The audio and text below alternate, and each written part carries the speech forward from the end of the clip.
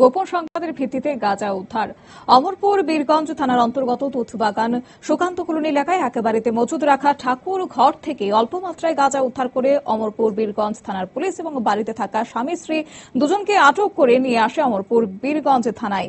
এই অভিযানে উপস্থিত ছিলেন অমরপুর বীরগঞ্জ থানার ভারপ্রাপ্ত আধিকারিক সহ এসডিপিও দেবাঞ্জলি রায় সহ টিএসআর বাহিনী এবং পুলিশ বাহিনী। এবং এই বিষয় নিয়ে কি জানিয়েছেন এসডিপিও দেবাঞ্জলি রায়, শুনুন।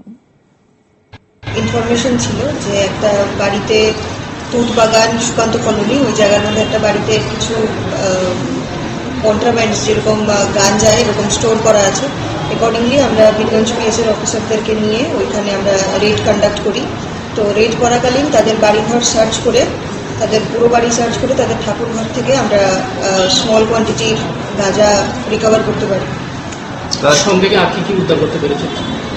সঙ্গে আমরা এছাড়া অন্য কিছু উদ্ধার হয়নি। আটক করা হয়েছে জাস্ট দুজনকে আমরা আটক করেছি ওই বাড়ির মধ্যে যারা প্রেজেন্ট ছিল তখন।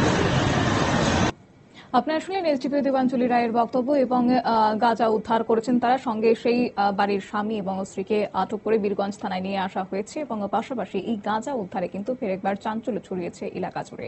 নিয়ে নিচ্ছি ছোট্ট একটি বিজ্ঞাপন বিরতির, সঙ্গে থাকুন।